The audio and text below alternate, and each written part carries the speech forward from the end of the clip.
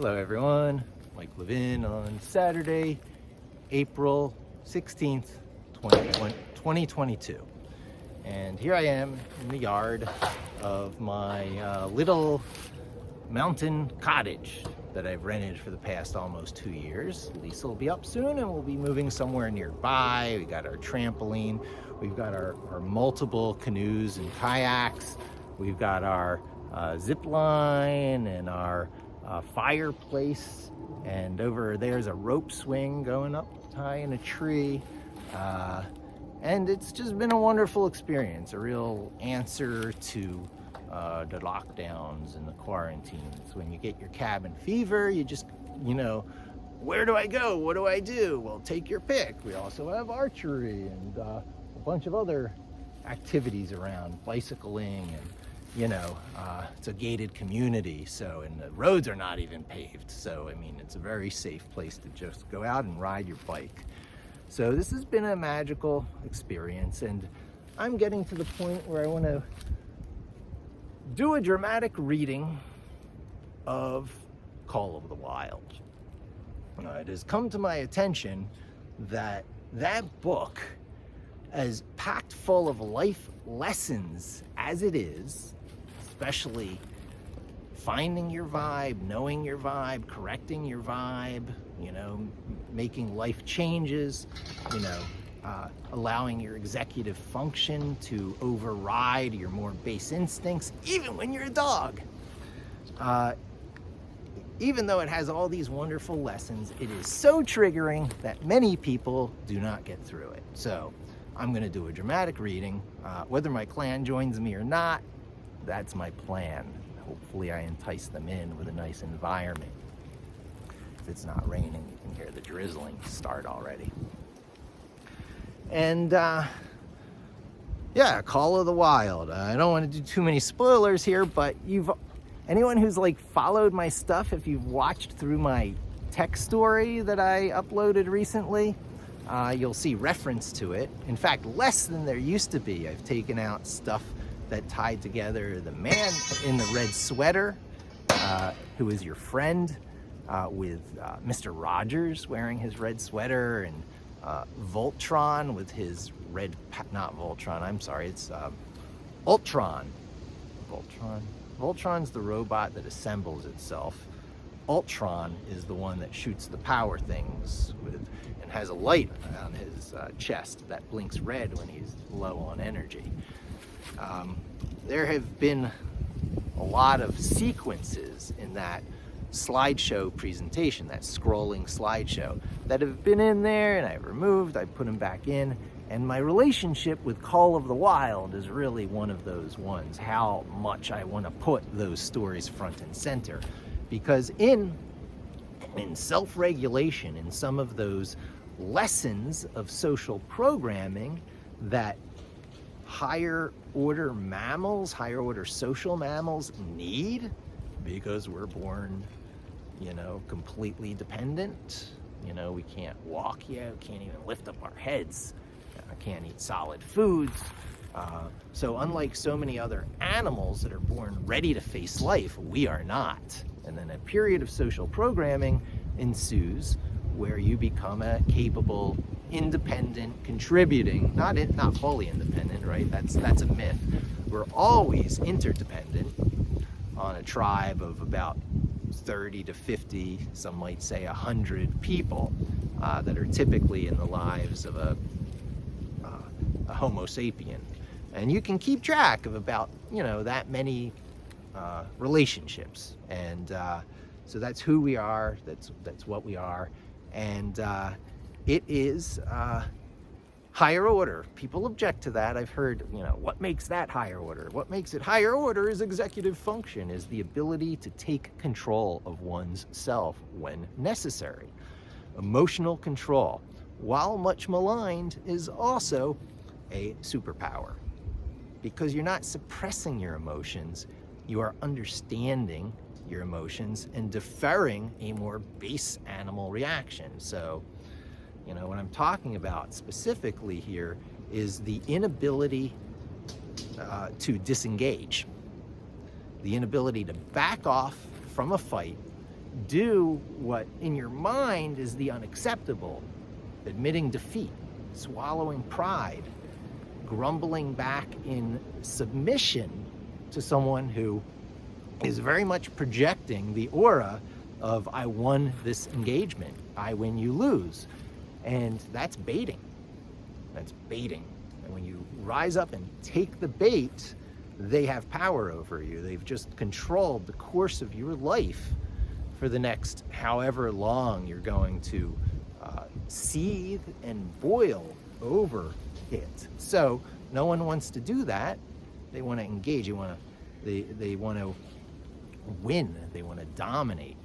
And so when you're locked in battle with someone who has that same attitude, and we're in a society where death is not really, in most cases, God forbid, where the dangers are not life and death. They're not proportionate to the kind of fight or flight response we feel when the neopinephrine is released into our blood and everything's a threat and you're scan. You get locked in that state. It's a vicious state. It's a state that is usually reserved for the worst situations in life, barbarians at the gate, or alternatively for very short periods of time. So it's, that's not really the threat I thought it was. It's over, and you back off and you retry. And you might fall flat on your face, but that's the only way you internalize and absorb these lessons. So the book, Call of the Wild, is a lot like that. It deals with the life and death. I guess I'm taking a little walk, that's fine. Yeah, I'll take a walk down the street, why not? So, Call of the Wild deals with the actual life and death situations of life on various levels. And then it lets you see all this experience from the perspective of a dog. And this dog undergoes some very dramatic experiences. The formative first one, where it's yanked out of its comfortable environment, where it was the, king of the roost. Everyone respected Buck, the judge's dog on his big estate, and then was transplanted to,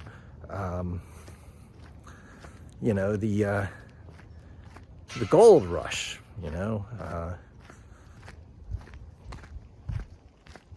my kid just did the Scout Klondike race. So they were a sled dog for a while, did not enjoy the experience. Glad they went through it in the same way I did when I did the Klondike Derby.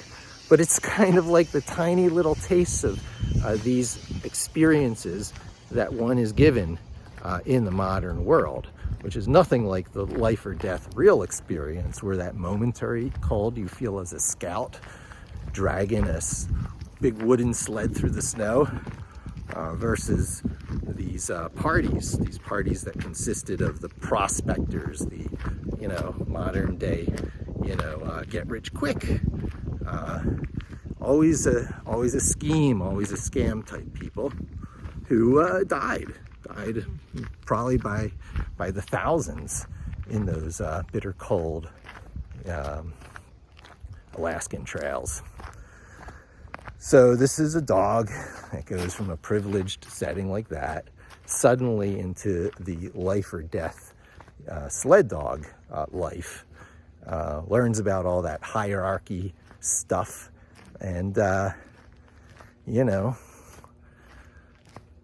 here's the call of the wild, and over time deals with its loyalty and love issues, of which it does have them. Higher order mammals, social connections, pack animals. There's a very strong connection between pack animals and social social structures. A pack is a social structure. So they are a very structured version of a social mammal. I mean, I guess all social mammals are very structured in their own ways, but some are quite looser, where, you know, cats will go out on their own for a while and they're just fine, and then they might rejoin others of their kind briefly for mating or other seasonal reasons, and then go off on their own again. Dogs ain't like that. Dogs are generally pack animals through and through, and those connections are very important to them. So those connections get broken with Buck the dog, and it goes through all these very emotional transitions and the phases of growth of Buck, and it has a happy ending and is deeply touching and is rarely reached, you know. And I know that Harrison Ford, there's a movie, I haven't seen it yet, but I might take in the latest cinematic version of Call of the Wild, because, you know, I like Harrison Ford. Let's see Han Solo as that character. I guess that's the one that Buck actually falls in love with in the end. I guess it's you know, inevitable that the movie's going to center on that aspect of it. But the book is much broader than that, I believe. I mean, I haven't seen the movie, so I can't really say, but the book gets into a lot of phases of Buck's life that I imagine would be harder to translate onto the screen, being as it's dogs in a non-anthropomorphized, non-Disney talking dog type style. It'd be hard to get across, but I've read the book several times in my life. First time in school, first to admit that it is, in fact, you have to read this, that exposed me to Call of the Wild. And I'm like, wait, this is good, important stuff. Oh my God, meaningful stuff sometimes does, in fact, reach our classroom curriculums. And in the things I'm dealing with in life today, in seeing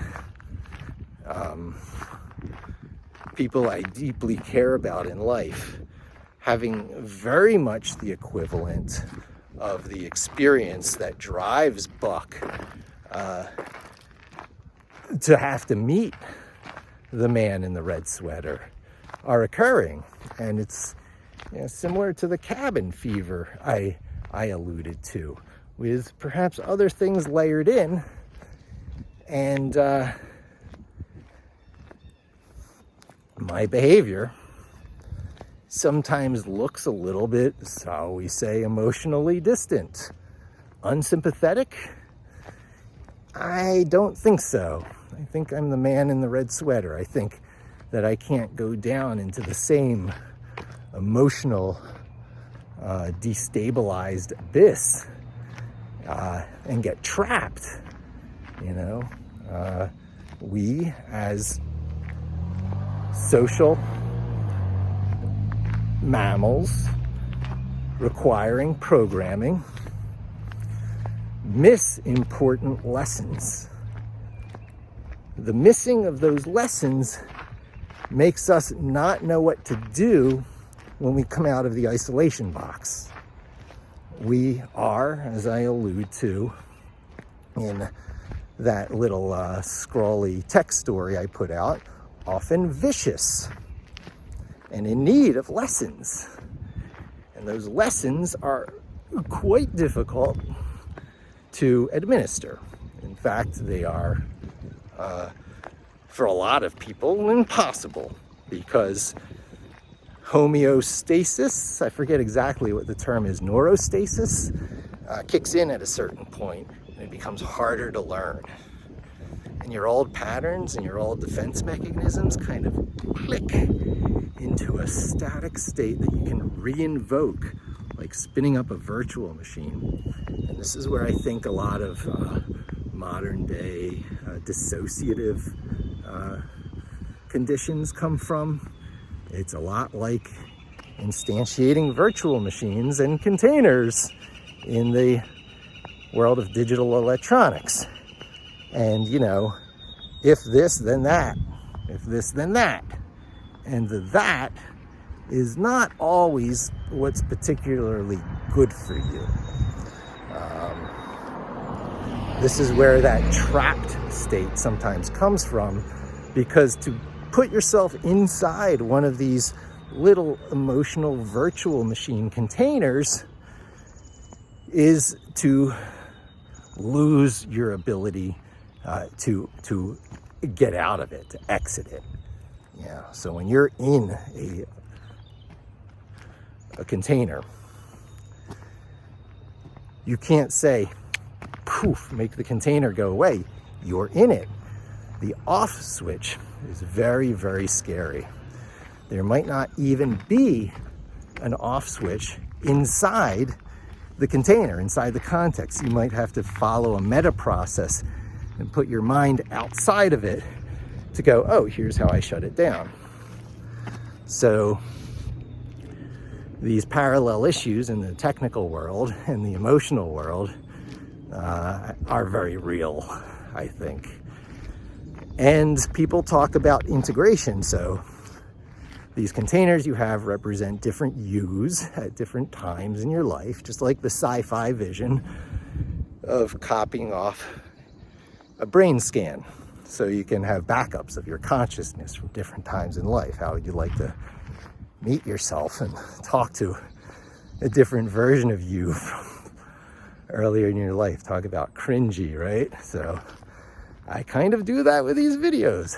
And as you can see, I never delete these videos, or rarely, from YouTube. So what I have is an honestly genuinely honest, redundantly redundant version of myself through the years. I think I got on YouTube maybe 2006.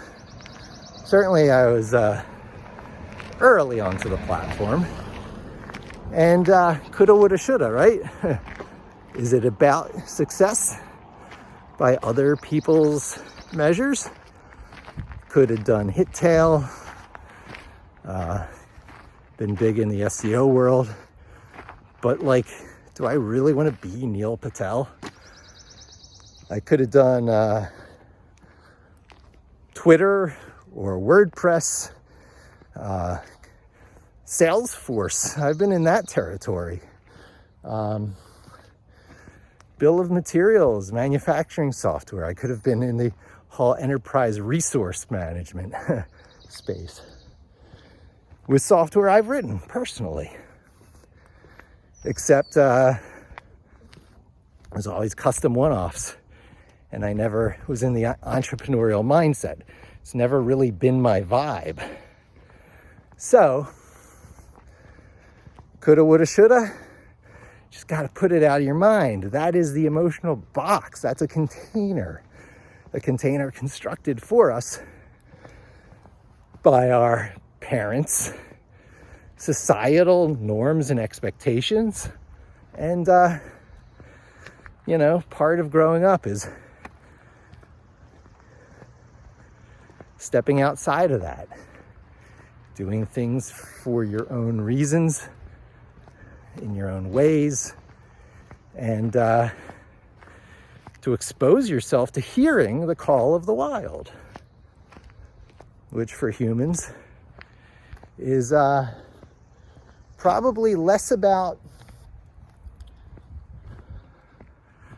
joining the pack to howl at the moon and to hunt than it is to somehow fit into the social hierarchy of a 30 to 100 person group in such a way that food, clothing, and shelter is taken care of, the base of the Maslow self-actualization pyramid, that you have a feeling of community and membership and belonging and valuable contribution.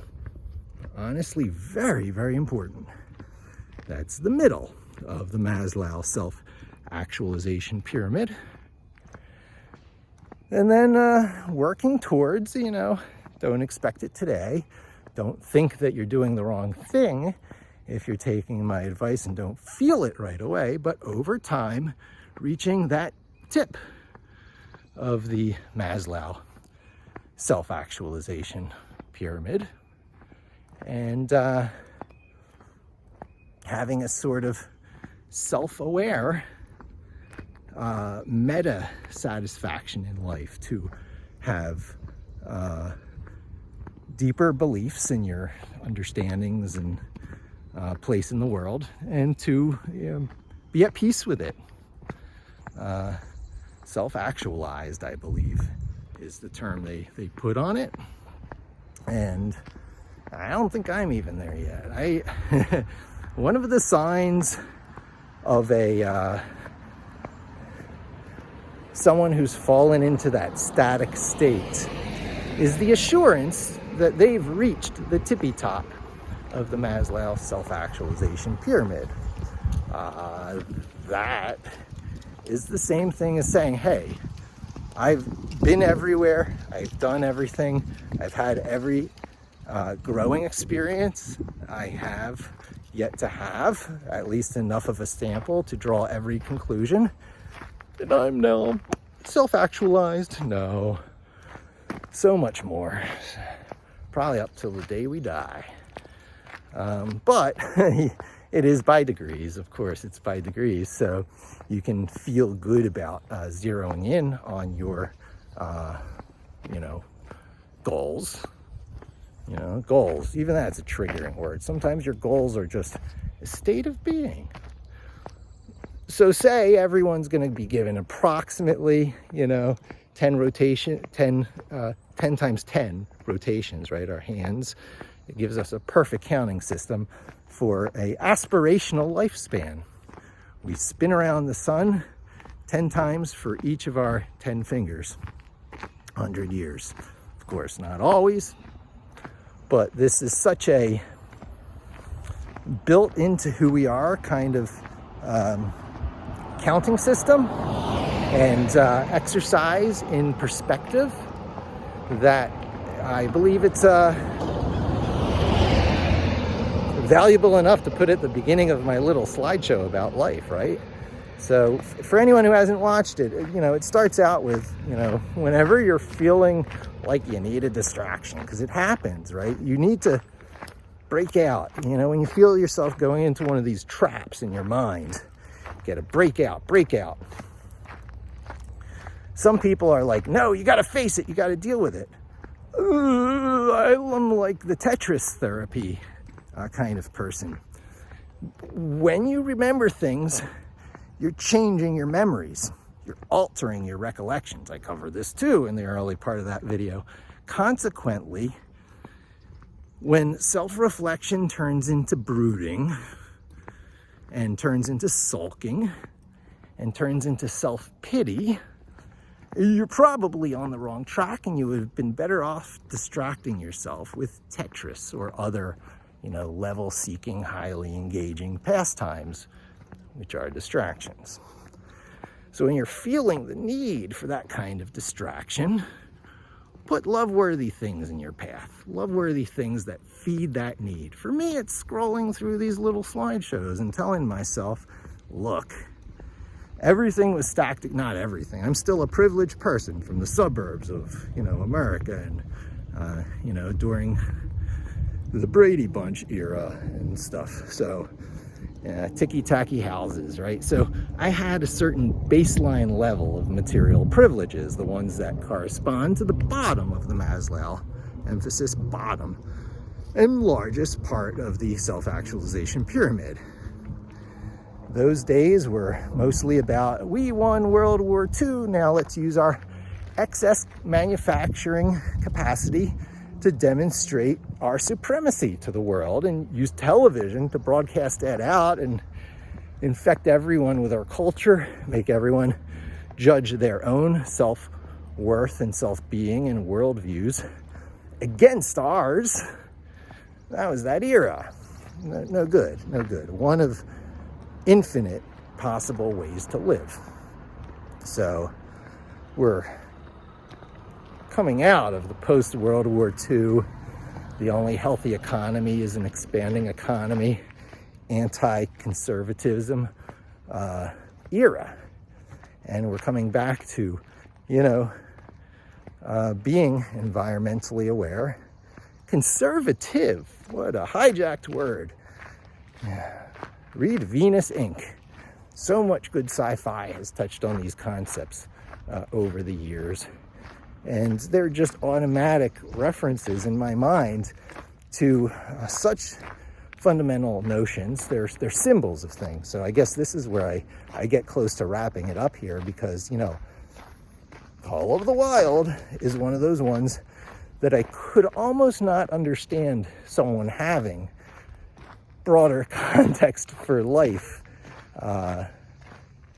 without having read and all the way through, and not put the book down because it's triggering or boring or whatever other reason you can come up with, because that's exactly what happens when you start to zero in on truth, when you start to see parallels to your own life that reveal things about yourself that are scary, that can break you out of your neurostasis and make you a more questioning, dynamic, and, scared, a little bit of insecurity because you're looking at the world. But it has to come back to self-confidence based on hard skills, things that you can do that are appropriate survival skills in the world, better than most people, because you can get through that exact same reticence, triggering. You'll see, when you scroll through my little presentation, you'll see over and over again the theme that things are scary, things hurt. Those scary, hurtful things keep you in a trapped state. That is not healthy, especially over the long term.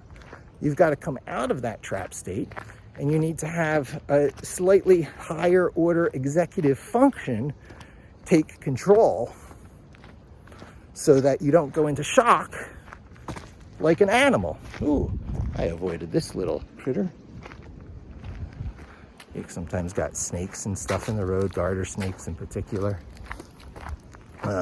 Okay. Yeah. I think I hit on all the important points. Intentionally trigger yourself with those stories whose messages you can internalize for the better. Rinse and repeat. Apply lessons to your own life. Develop emotional resiliency. Defer the more base animal reactions to things, but don't suppress. Take note. Cope. Adapt. Countermeasures. Always appropriate, but not in a way that escalates. Escalation, playing someone else's game by their rules, will always end badly. When someone is trying to stay entangled with you, provoke you, and cause escalation, they're following a more base program. But also if they're an adult especially, there's an understanding that such behavior, and they know this from experience, such entanglement makes you look bad. You're in the wrong. When you rise to someone's antagonistic baiting and you go base yourself and you respond like an animal, now you've got two vicious type animals interacting in much the same emotional state as you have in a life or death battle, but without the actual life or death aspect to it.